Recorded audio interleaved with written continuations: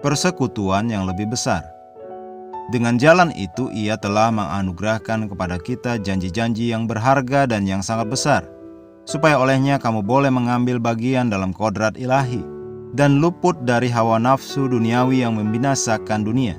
2 Petrus 1 ayat 4. Gambaran yang dinyatakan oleh Rasul Petrus dalam pikiran kita melalui ayat di atas berasal dari mitologi Yunani.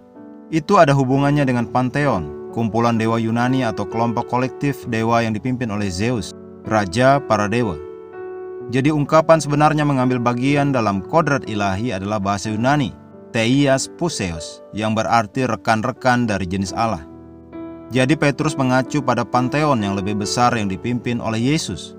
Menjadi dilahirkan kembali, kita telah dibawa ke dalam persekutuan atau kesatuan dengan jenis Allah. Kita berada di persekutuan itu. Artinya kita berada dalam persekutuan ilahi, sebuah persekutuan dari jenis Allah. Beberapa sarjana Alkitab memiliki masalah dengan ini.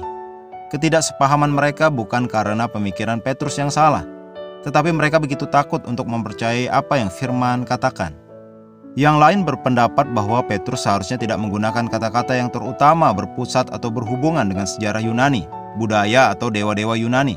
Tetapi ada beberapa teks lain yang dikaitkan dengan Petrus dalam surat-surat yang ditulis dan dipengaruhi oleh budaya Helenistik. Contohnya Petrus untuk pertama kalinya dalam 2 Petrus 1 ayat 2 menggunakan istilah epigenosis. Istilah epigenosis adalah Helenistik dan digunakan 20 kali dalam Alkitab. 16 diantaranya berasal dari Paulus. 4 diantaranya berasal dari Petrus.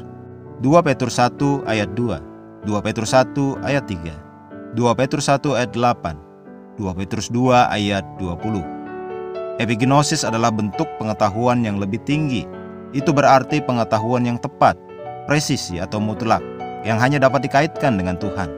Kaum Helenistik atau Yunani dalam kereligiusan mereka percaya bahwa hanya para dewa yang mengetahui segalanya. Hanya para dewa yang dapat memiliki pengetahuan mutlak. Jika pemikiran Helenistik yang terjalin ke dalam kitab suci ini diterima, mengapa ada orang yang meremehkan kesimpulan atau pemahaman Helenistik tentang Pantheon yang ingin dikomunikasikan oleh Petrus? Engkau ada dalam persekutuan ilahi, dilahirkan ke dalam tingkatan Allah, dengan kehidupan ilahinya dalam rohmu. Saat ini engkau tidak dapat dihancurkan, tidak dapat ditembus dan selalu menang. Telah dipindahkan dari alam biasa umat manusia ke tingkat supranatural dari jenis Allah. Mari kita mengucapkan pengakuan. Aku adalah rekan dari jenis Allah dalam persekutuan ilahi. Aku lahir di tingkatan Allah dengan sifat dan karakternya dalam rohku. Aku telah dipindahkan dari alam biasa umat manusia ke tingkat supranatural dari jenis Allah. Haleluya!